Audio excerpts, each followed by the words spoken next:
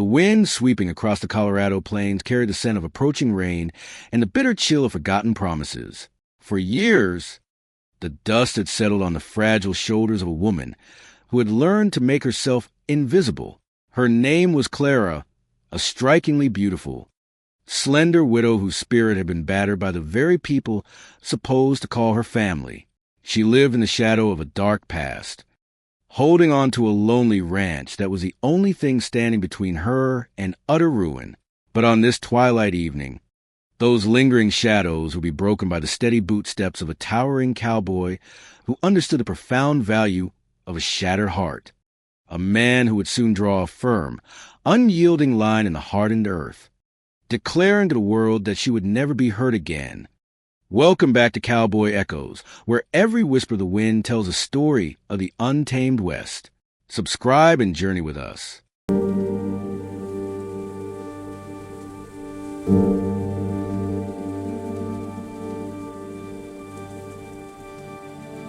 The morning sun crested the jagged peaks of the distant mountains, casting long, haunting shadows across the weathered boards of the Whispering Pines Ranch.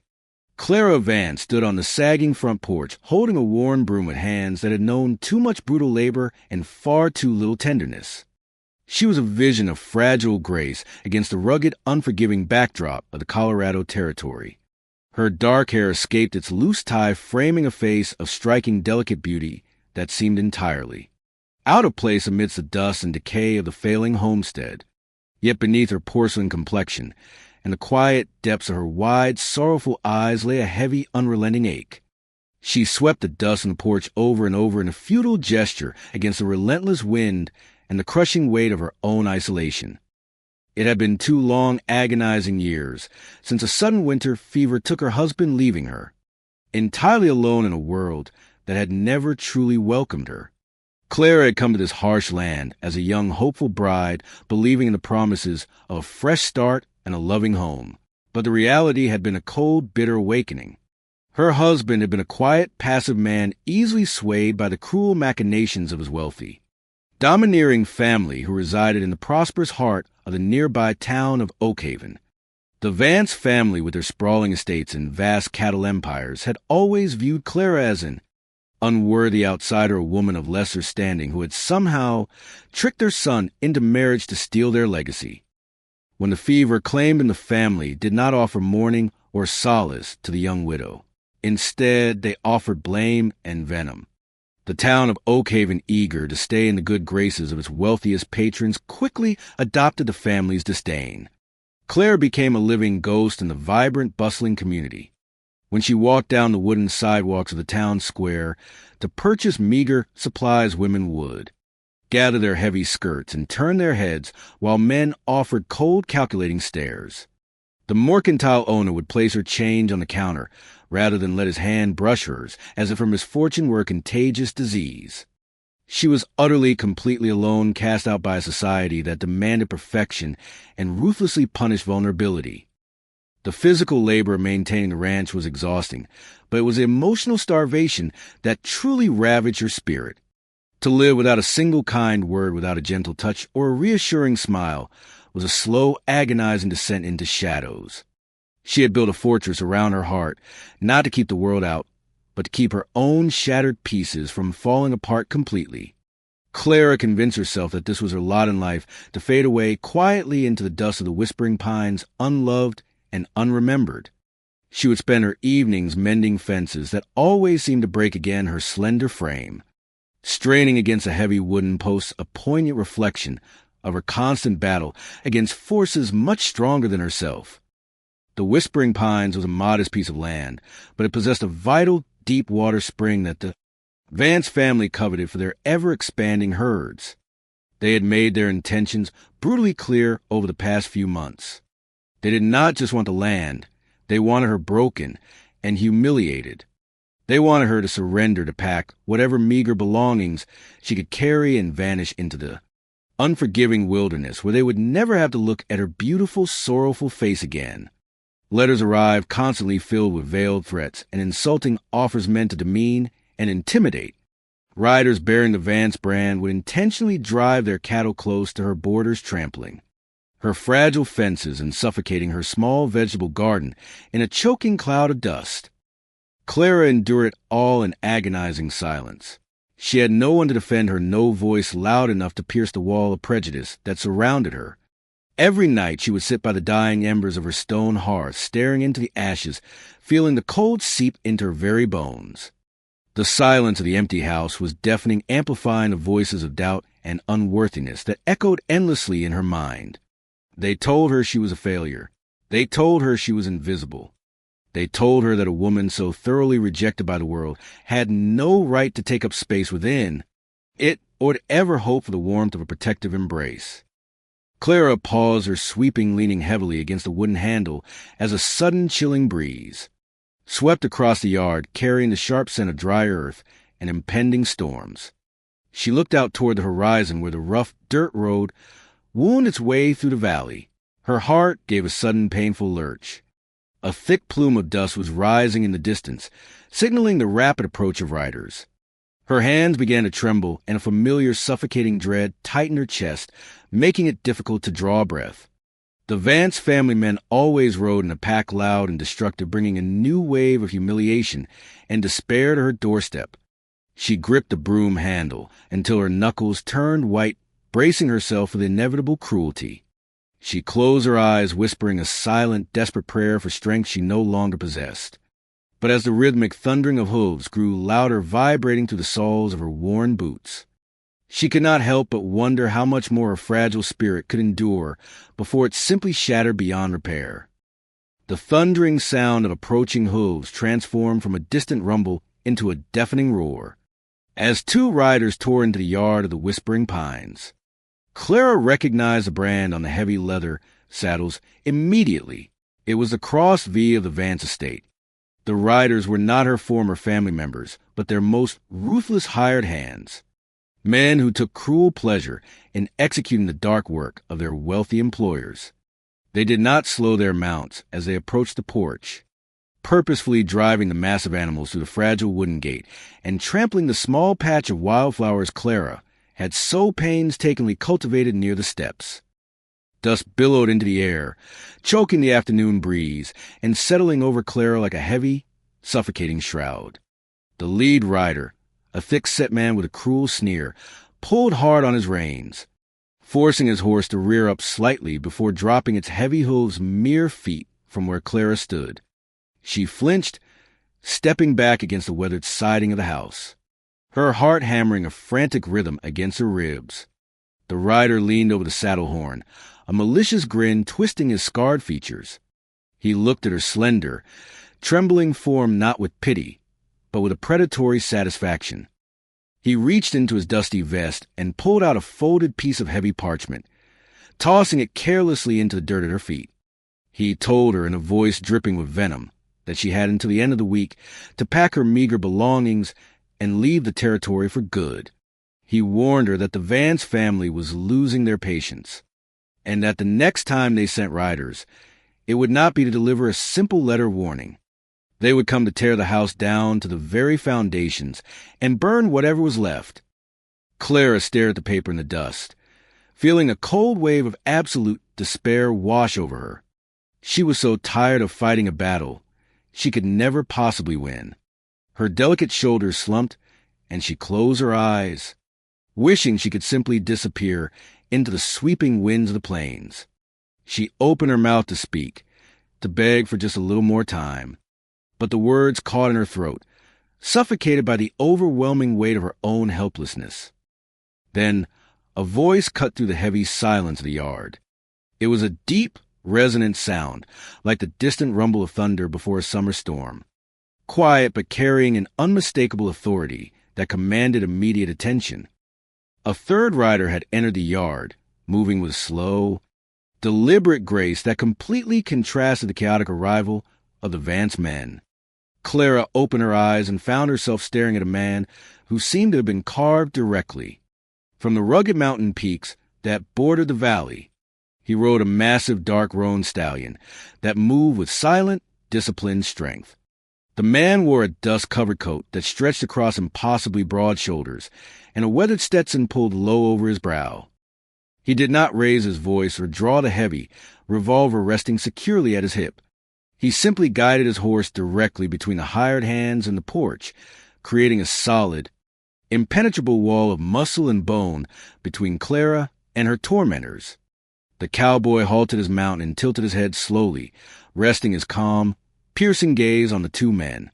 His eyes were the color of slate, cold and unyielding, and they held a silent promise of devastating violence if his unspoken boundary was crossed. The lead hand sneered, attempting to maintain his bravado, but his horse shifted uneasily. Sensing the overwhelming presence of the towering stranger, the hand demanded to know who the stranger was and warned him to mind his own business, stating loudly that this was Vance family affairs. The cowboy did not flinch. He rested his large, callous hands casually on the saddle horn, his posture completely relaxed yet coiled with immense potential energy. He spoke again, his voice a low, steady rumble that sent a strange, unexpected shiver down the spine of the terrified widow. He stated simply that he was a man looking for a day of honest work, and that he did not much care for the way they were treating a lady. The word lady hung in the air, a term profound respect that Clara had not heard directed at her in years. It struck her chest with the force of a physical blow, bringing a sudden stinging burn of tears to her eyes. The hired hands exchanged a nervous glance. They were bullies, accustomed to intimidating the weak and the isolated. They were not prepared to face a man who looked entirely capable of dismantling them both without breaking a sweat. The lead rider spat into the dust, a final futile gesture of defiance, before yanking his horse around. He pointed a thick finger at Clara, promising that this was far from over and that the Vance brothers would return to finish the job. Then they dug their spurs in and rode hard back toward the town of Oakhaven, leaving a lingering cloud of dust in their wake. Silence descended upon the yard, heavy and complete, broken only by the soft snorting of the dark roan stallion. Clara remained frozen against the house, her breathing shallow, her mind racing to comprehend what had just happened. She watched warily as the giant of man smoothly dismounted, his boots hitting the ground with solid, reassuring thud. He was even taller on his feet, a towering monolith of rugged strength that made the small farmhouse look fragile by comparison. Clara instinctively shrank back, expecting the harshness she had come to associate with every man in this territory. But as the cowboy turned to face her, he reached up and removed his hat, revealing thick dark hair and a handsome face weathered by the sun but softened by a profound, gentle warmth. His slate-gray eyes swept over her delicate, trembling frame, and the hard edge of his gaze melted into something that looked agonizingly like pure, tender understanding. He did not step closer, respecting her silent fear. Instead, he slowly crouched, his massive frame bending with surprising grace to pick up the crumpled parchment the Vance men had thrown into the dirt.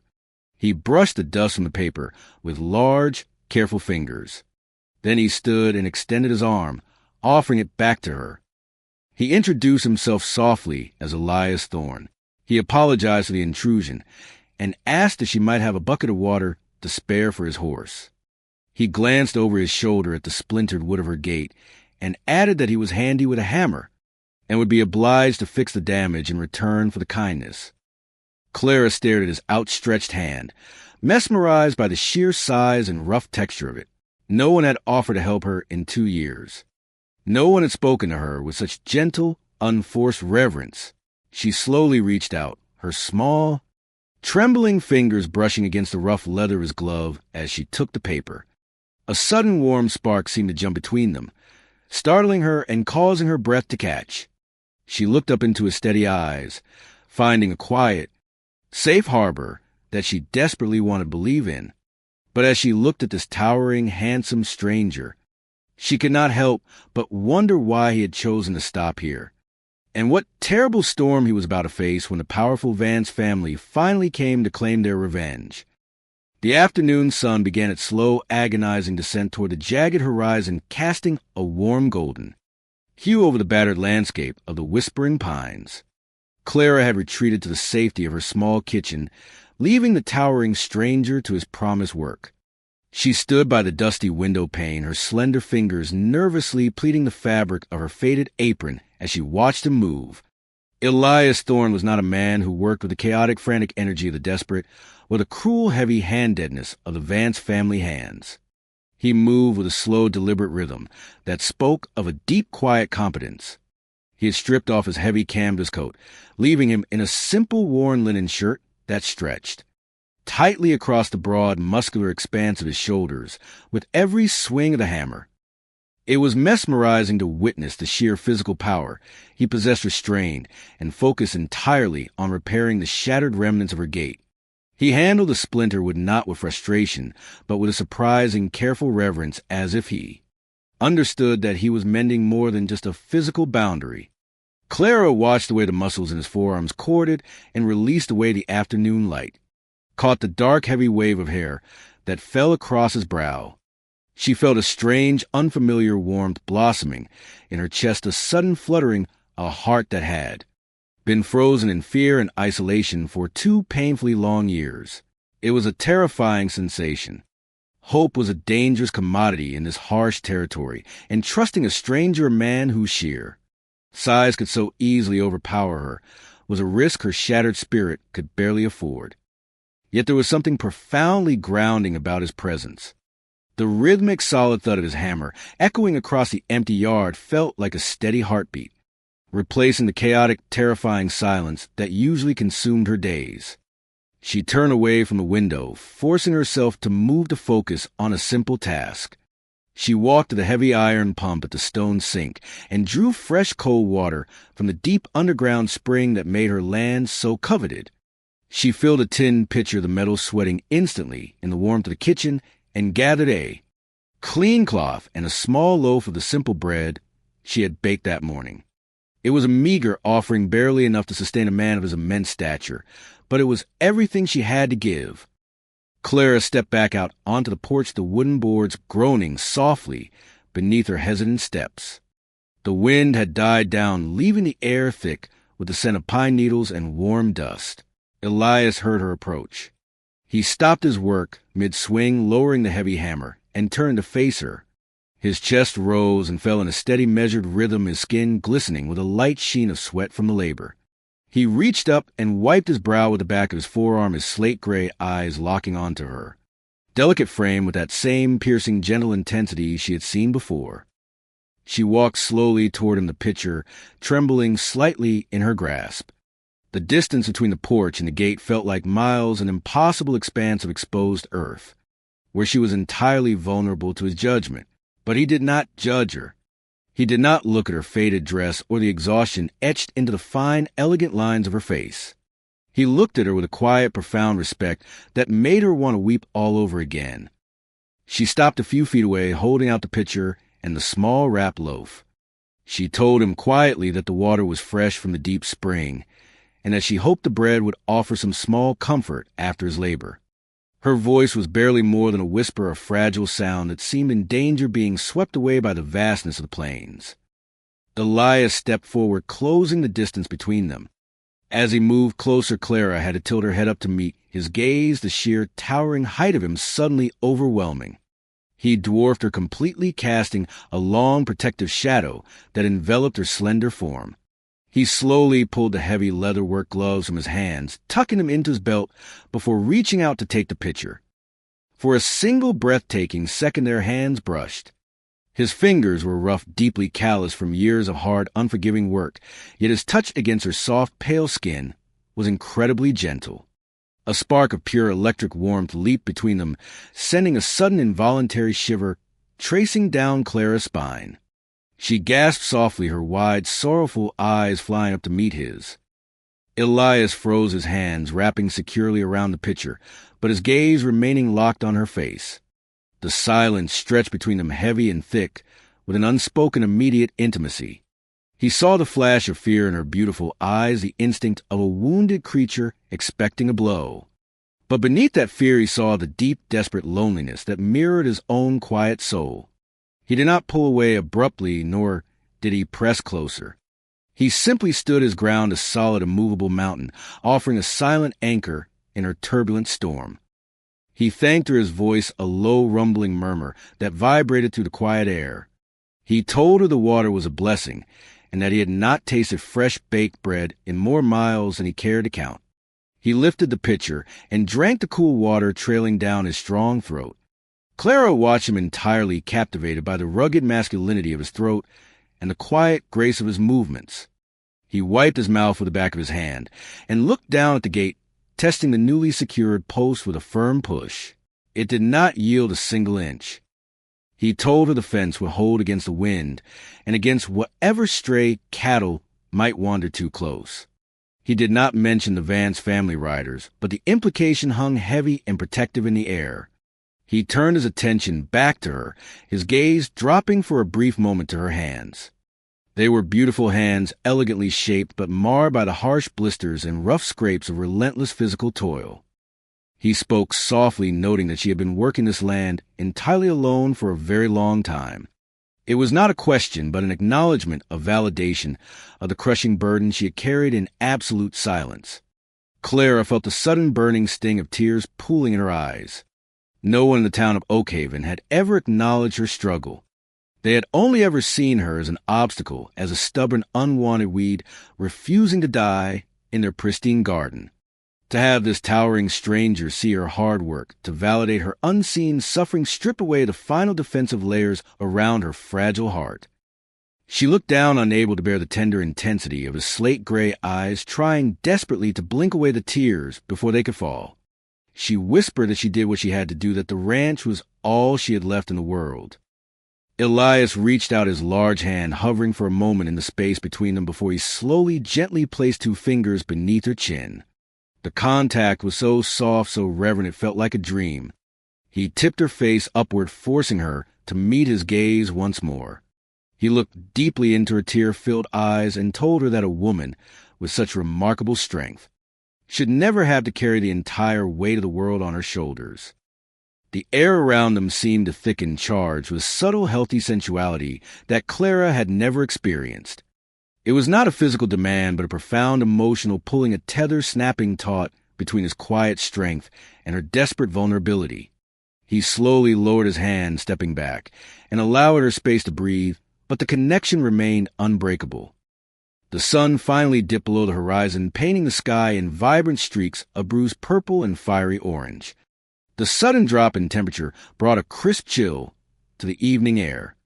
Elias picked up his hammer and his coat, resting the heavy canvas over his broad shoulder. He looked toward the sturdy structure of the old barn standing a short distance from the main house. He asked her quietly if she would permit him to bed down in the hayloft for the night. He stated simply that his horse needed the rest, and that he would sleep much better knowing that the newly mended gate was properly guarded until the morning light. Clara looked at him, knowing exactly what he was truly offering. He was offering to stand between her and the darkness, to be the shield she had prayed for during countless terrified nights. She nodded slowly, pulling her faded apron tighter around her slender frame. She told him he was welcome to the barn, and that she would bring him a proper breakfast at dawn. Elias touched the brim of his hat, respectfully, his eyes holding a silent, solemn bow. He turned and walked his massive stallion toward the barn, his dark silhouette blending into the gathering twilight. Clara stood alone in the yard, listening to the heavy, solid thud of his boots until he disappeared inside. She wrapped her arms around herself, feeling a strange, new warmth settling deep in her bones. But as she looked down the long, dark road leading toward Oakhaven, a cold knot of dread tightened in her stomach. The Vance brothers were cruel, relentless men, and they would not accept defeat from a wandering stranger. The towering cowboy had mended her broken gait, but she could not help but wonder if a courageous presence would be the salvation that finally healed her shattered life, or the undeniable spark that burned her entire world to the ground. Dawn arrived at the Whispering Pines, not with a harsh glare, but with a soft, creeping light that painted the endless Colorado sky in gentle shades of lavender and bruised pink. Clara awoke to a sound she had not heard in 2 years. It was the steady, rhythmic striking of an axe against solid wood echoing from the yard below her bedroom window. She lay perfectly still beneath her thin quilt, her heart executing a sudden erratic dance against. Her ribs, as the memories of the previous evening flooded her waking mind. The towering cowboy with the slate-gray eyes was still here. He had not vanished into the night, like an ephemeral dream born of her desperate loneliness. He was real, and he was already taking the heavy, crushing burdens of the ranch onto his own incredibly broad shoulders. She rose from her solitary bed, feeling an unfamiliar lightness, in her limbs a subtle thawing of the ice that had encased her spirit for so long. She dressed, quickly smoothing her faded blue dress and braiding her dark, heavy hair, before moving down to the quiet kitchen. The familiar tasks of the morning felt profoundly different today. As she stoked the fire in the iron stove and set the heavy coffee pot to boil, the silence of the house was no longer a suffocating enemy. It was a peaceful quiet punctuated by the reassuring sounds of Elias Thorne working in the cool morning air. Clara prepared a hearty breakfast, frying thick slices of cured bacon and mixing a fresh batch of biscuits, her hands moving with a renewed, purposeful energy. She arranged the food on a ceramic plate and carried out the back door, her breath blooming into small white clouds in the crisp morning chill. Elias was near the woodpile, his back turned to her as he swung the heavy iron axe with a fluid, devastating power. He had discarded his shirt in the exertion of the labor, revealing a wide, muscular back slick with light sheen of sweat and corded with raw, undeniable strength. Clara stopped at the edge of the porch, her breath catching in her throat as she watched him. He moved with a hypnotic primal grace, every swing of the axe splitting the tough hickory logs with absolute precision. She had never seen a man work quite like this, not with resentment or obligation, but with a quiet, steady dignity.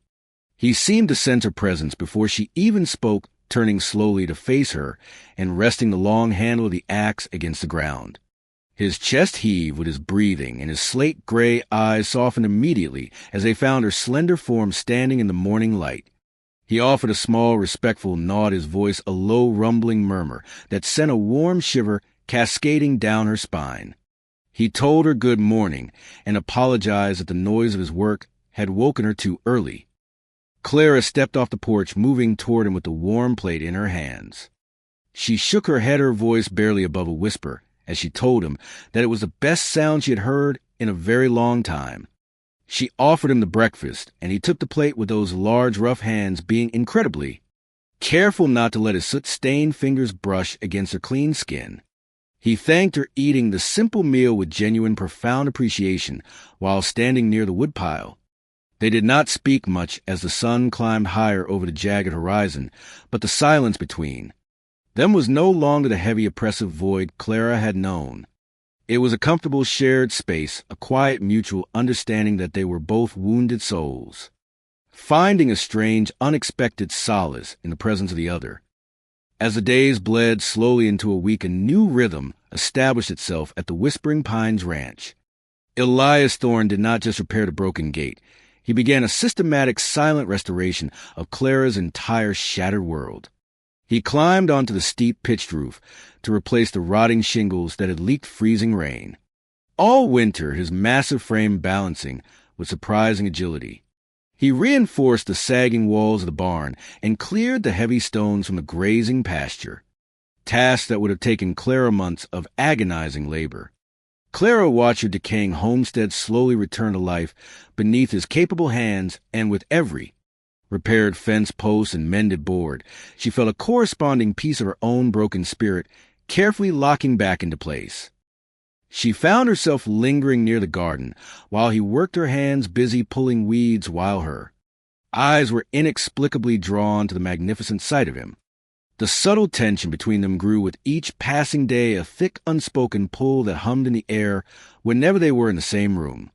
It was in the way his hand would hover just an inch above hers when she handed him a cup of water, or the way his gaze would follow her as she moved around the small kitchen, a look of intense protective heat burning in his slate-gray eyes.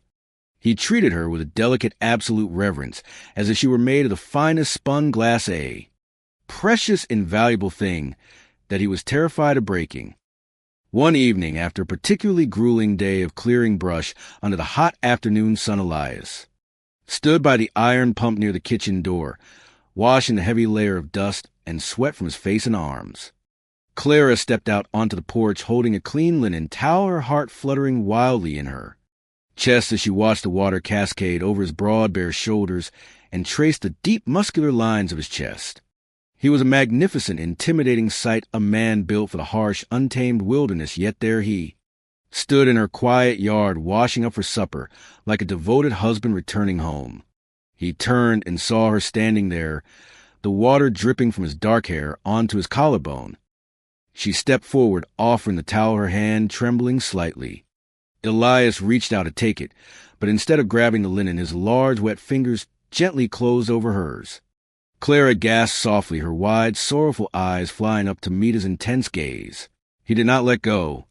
His thumbs slowly traced the rough calluses on her palm, the physical evidence of her lonely, desperate struggle. He looked down at her hands, his expression hardening with a quiet, devastating sorrow. He told her in a voice thick with emotion that these were not the hands of a woman who should be cast aside and forgotten. He told her they were the hands of a survivor, the hands of someone incredibly beautiful and profoundly strong. The word struck Clara with the force of a physical blow, shattering the final remnants of the icy fortress she had built around her heart. A single hot tear escaped her eyelashes, tracing a shimmering path down her pale cheek. Elias reached up his rough thumb, gently catching the tear before it could fall from her jawline. His touch was burning hot against the skin, a brand that claimed her pain and offered his own quiet strength in return. They stood there in the fading twilight, the space between them virtually non-existent, breathing in the scent of damp earth and each other. The tension was a living, breathing entity, a slow, deliberate burn that promised an overwhelming fire. If either of them dared to close the final fraction of an inch between them. But Elias slowly lowered his hand, stepping back with a ragged exhale, his chest heaving as he fought a monumental battle for control. He draped the towel over his neck, his eyes blazing with a dark, powerful need, as he told her she should go inside before the chill set in. The delicate piece they had built was a fragile bubble resting precariously on the edge of a blade. The very next morning that blade finally fell.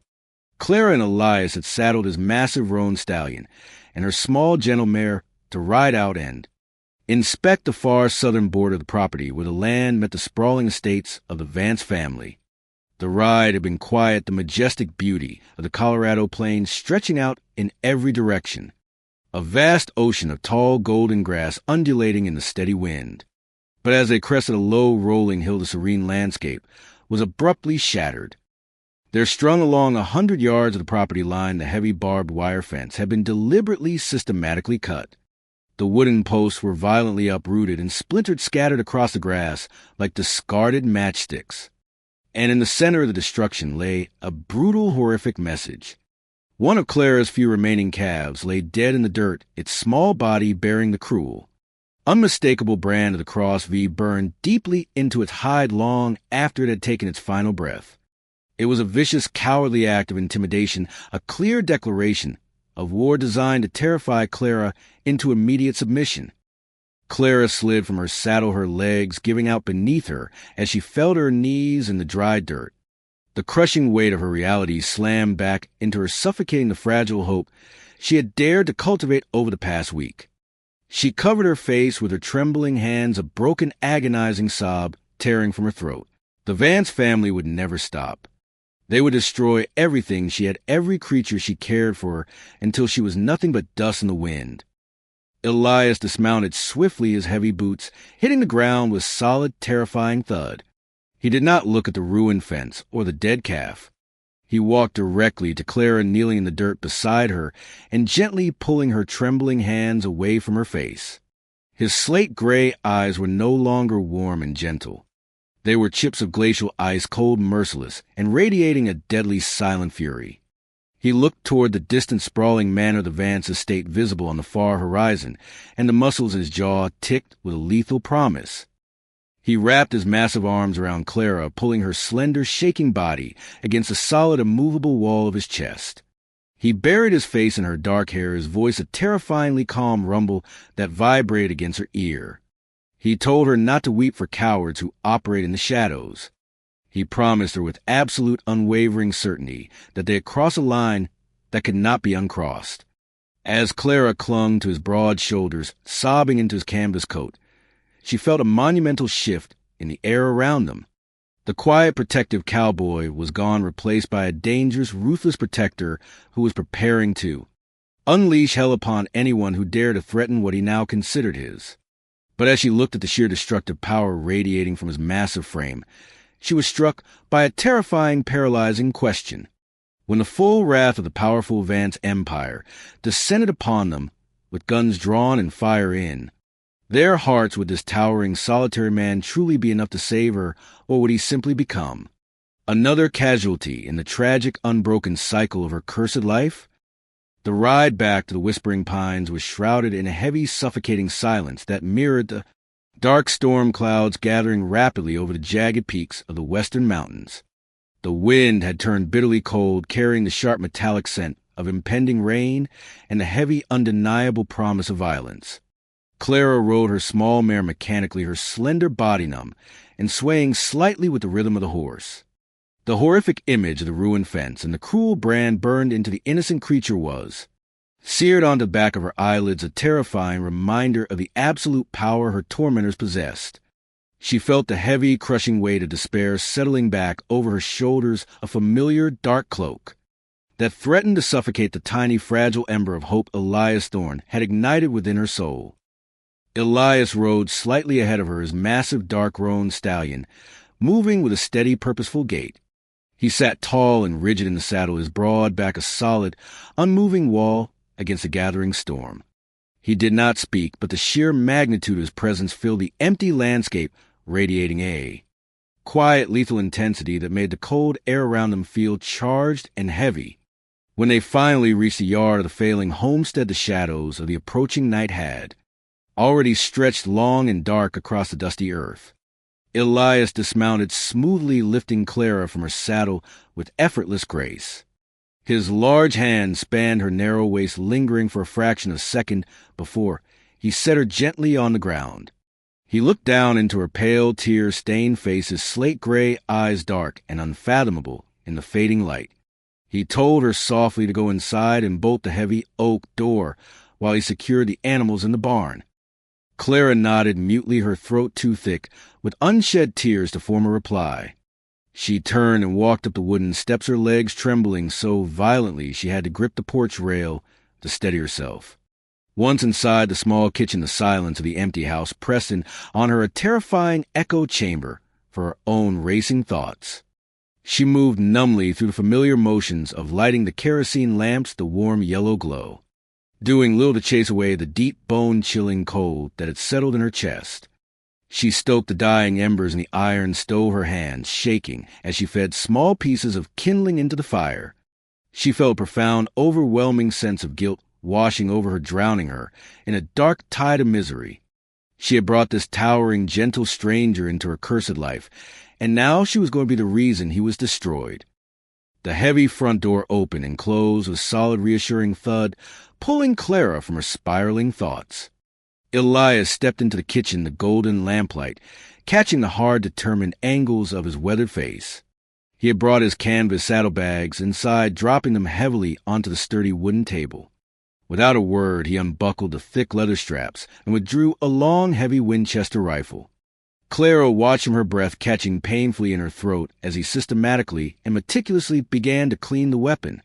The metallic click of the lever action, the soft slide of the oilcloth over the dark steel, it was a terrifying symphony of preparation.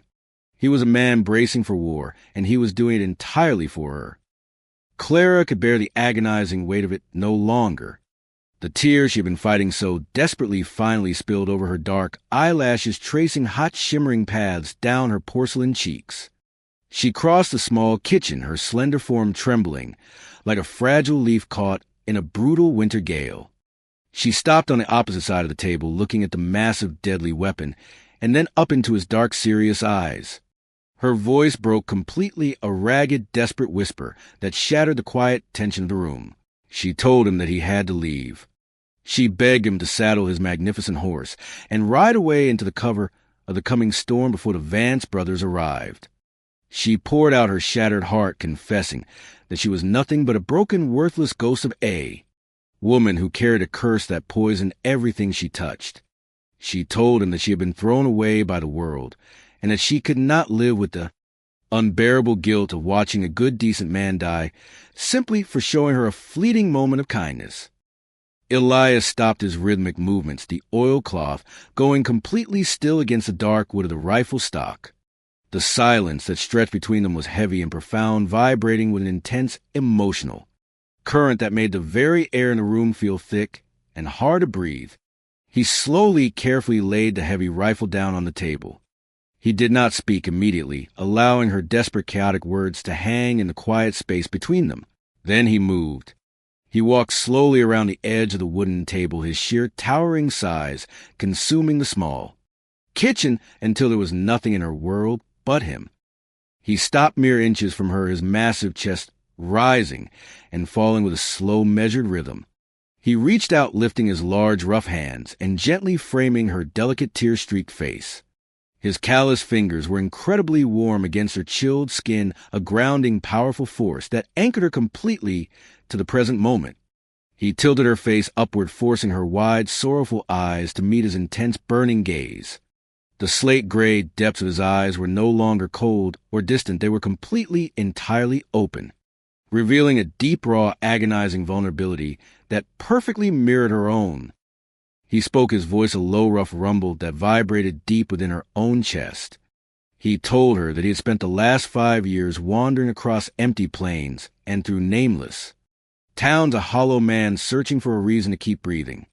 He told her that he had seen the worst of what men could do to one another, and that he believed his own heart was nothing but cold, dead ashes.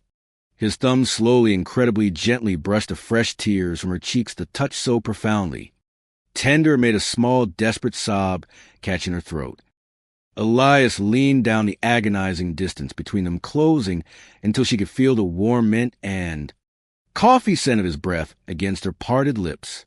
He told her with a fierce, absolute conviction that she was not a ghost, and she was certainly not worthless.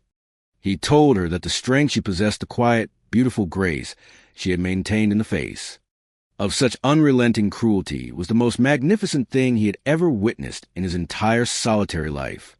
He whispered that he was not staying out of pity or simple obligation. He was staying because the thought of riding away and leaving her to the darkness was a fate far worse than any bullet the Vance family could ever fire. The emotional tension in the small kitchen reached a staggering, overwhelming peak. It was a suffocating, deeply intoxicating intimacy, a profound merging of two shattered souls finding their missing pieces within the broken edges of the other. Clara looked up at this towering, magnificent man, feeling a love so immense and powerful it terrified her completely. She raised her own trembling hands, resting her small palms flat against the solid, muscular expanse of his chest, feeling the steady, heavy thumping of his heart beneath the worn linen of his shirt. She wanted to freeze time, to live forever in this quiet, sacred space where she was entirely seen and absolutely protected. Elias lowered his head, resting his rough forehead gently against hers. It was a gesture of profound submission, of yielding his massive strength completely to her fragile spirit. They stood there in the warm lamplight, breathing in unison, sharing a silent, monumental vow that transcended words. But the fragile, beautiful peace was violently, agonizingly brief. The heavy, oppressive silence of the Colorado night was abruptly shattered by a sound that froze the blood in Clara's veins. It started as a distant, low rumble of vibration that traveled to the floorboards and up to the soles of her worn boots.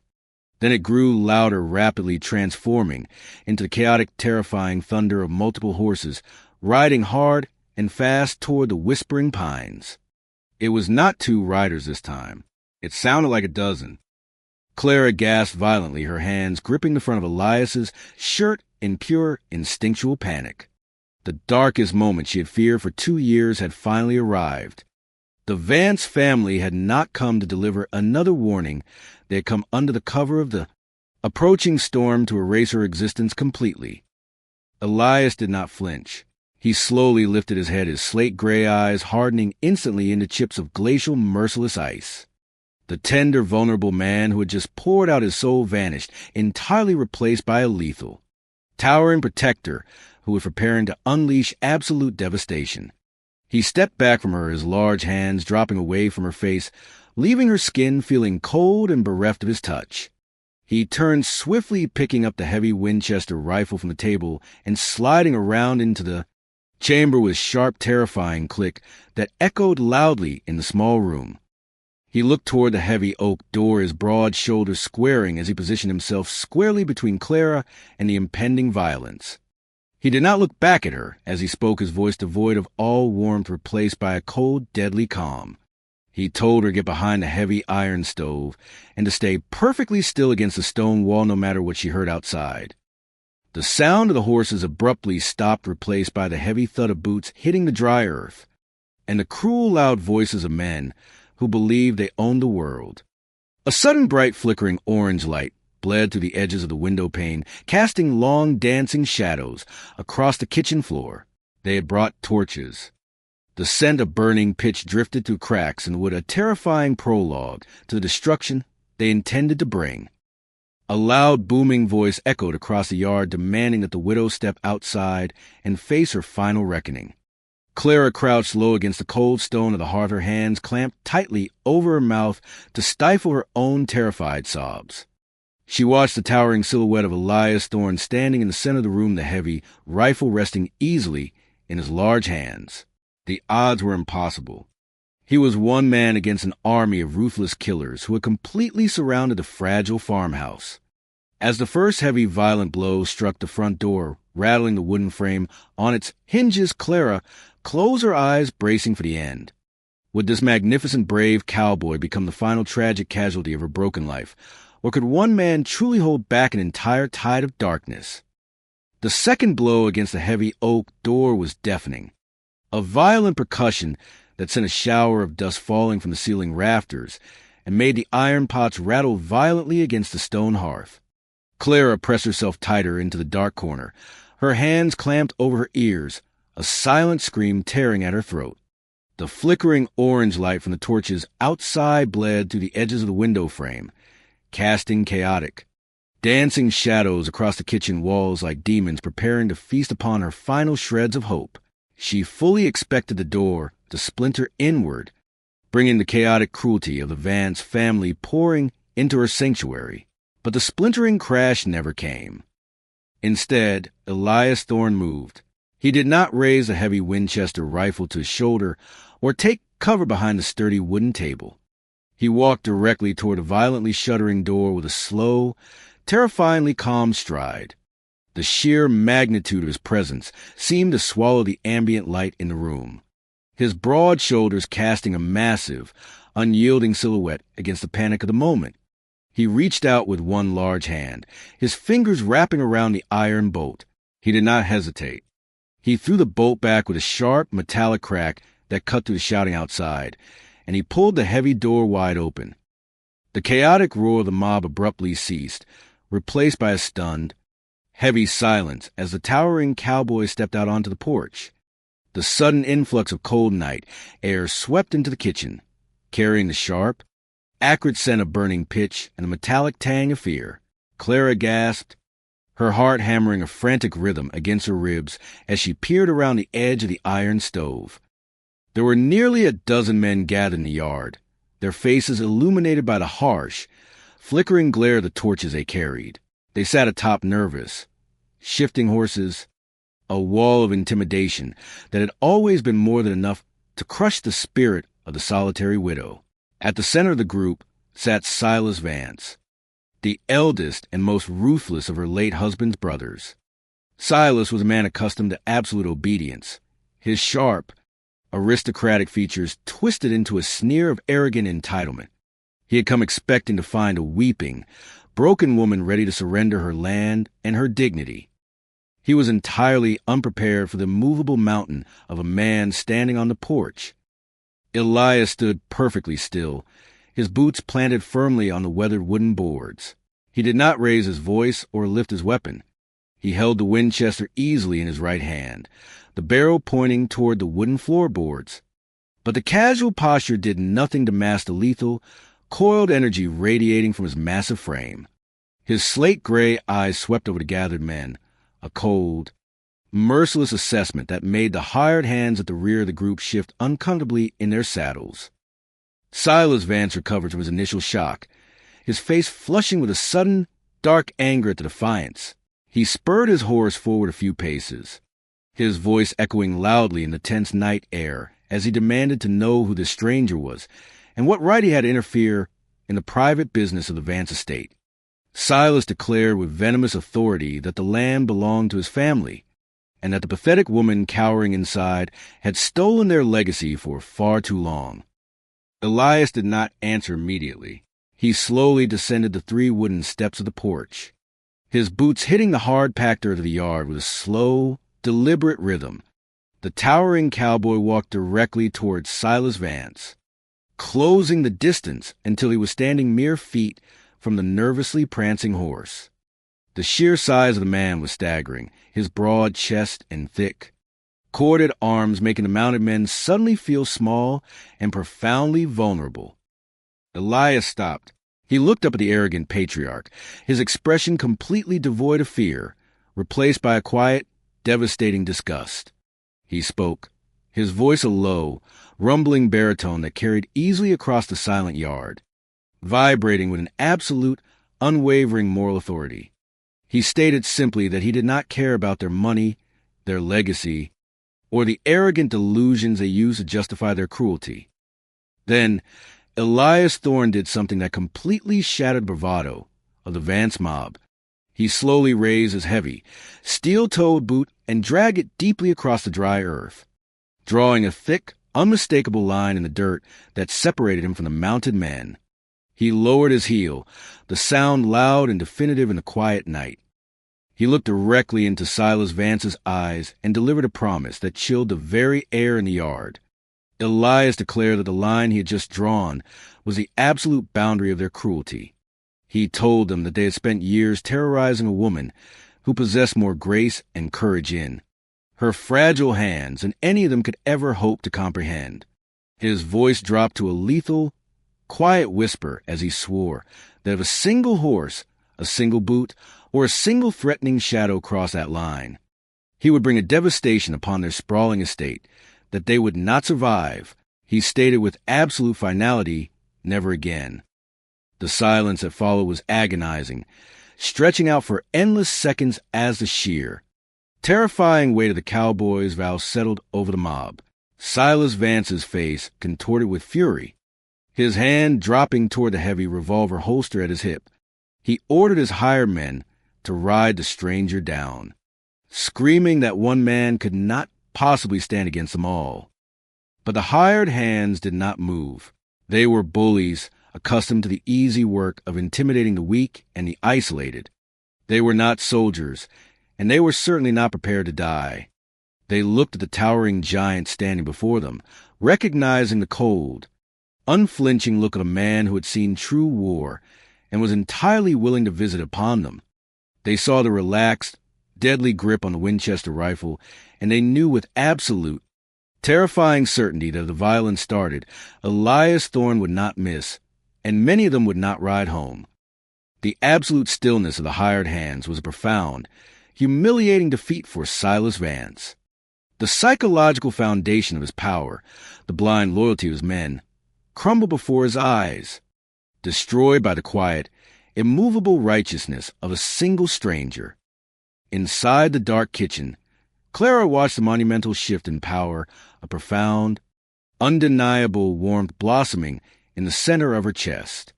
For 2 excruciating years, she had believed she was worthless, an invisible ghost entirely deserving of the scorn and abuse she received. But as she watched Elias Thorne stand against an army entirely for her sake, as she heard him declare her courage and her worth to the very men who had tried to destroy her, the heavy, suffocating chains of her past finally shattered. She was not worthless. She was worthy of defense. She was worthy of respect. And she was deeply, irrevocably worthy of love. Clara stood up.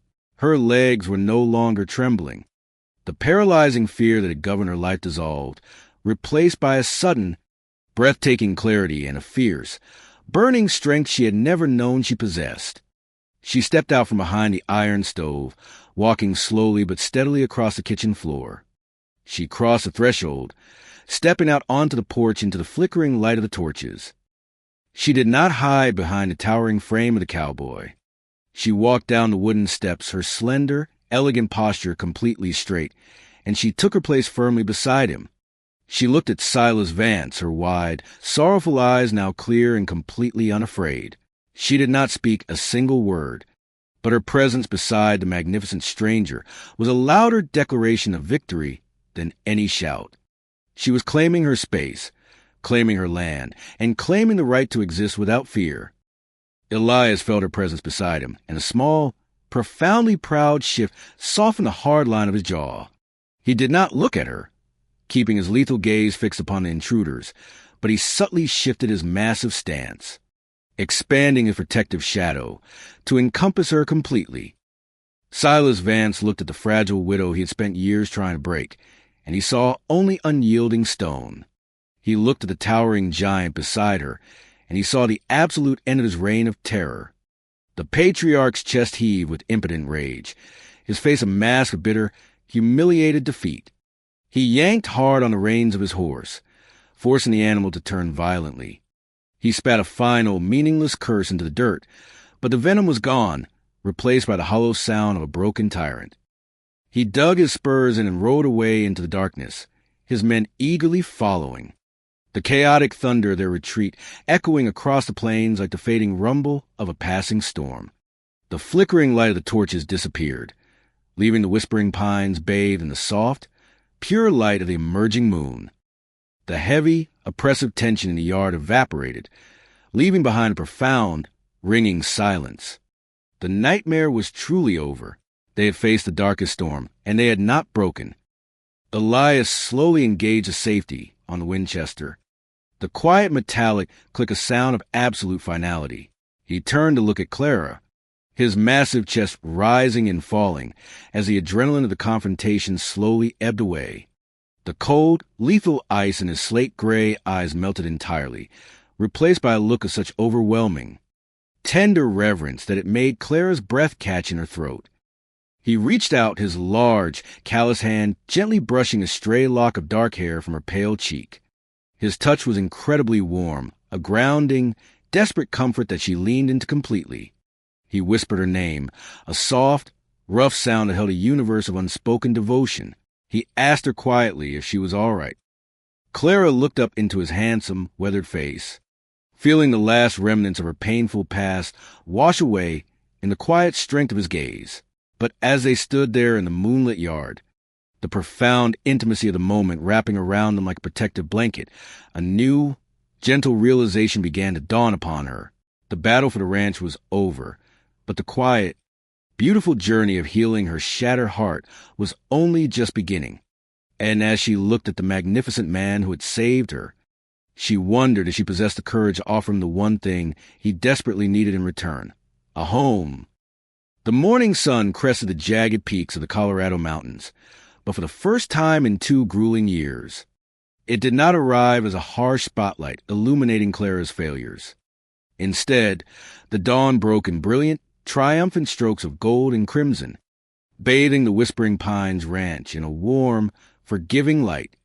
Clara awoke to the soft chorus of meadowlarks and the gentle rustle of the wind through the pines.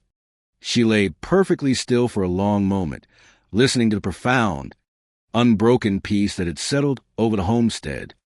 The suffocating dread that usually greeted her waking hours was completely gone, replaced by a deep, resonant calm that reached into the very marrow of her bones. She rose from her bed and walked to the small, clouded mirror resting above her wash basin. She looked at her reflection, truly seeing herself for the first time since her husband's passing. The fragile, broken ghost was gone.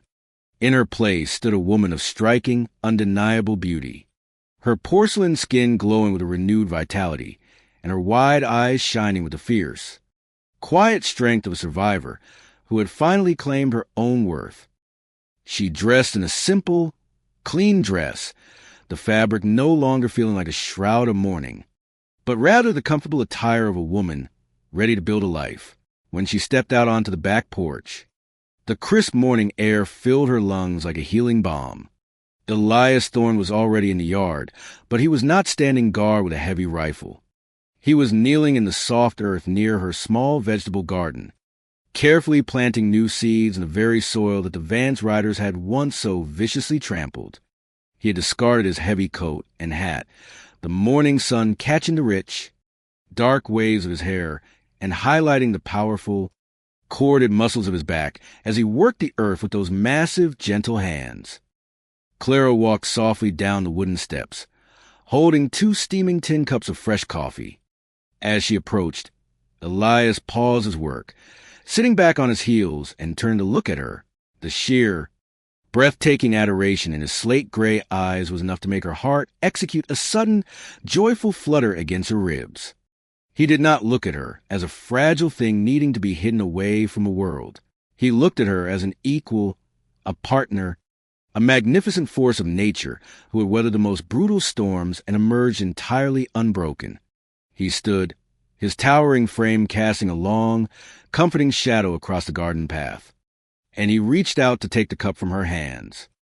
Their fingers brushed, and the immediate, electric warmth that sparked between them was no longer born of fear or desperate tension. It was a steady, undeniable fire of profound emotional connection and deep, enduring love.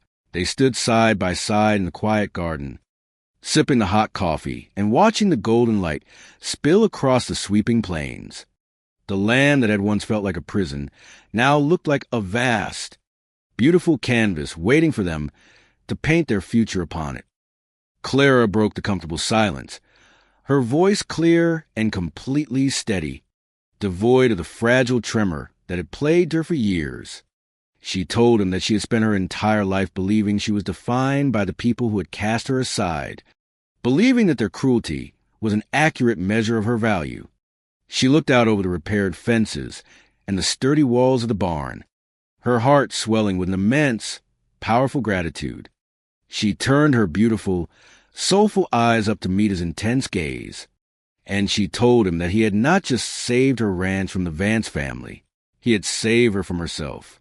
He had shown her that true strength was not about never falling down, but about having the courage to stand back up, to tend to the broken pieces, and to dare to believe that she was worthy of a beautiful life.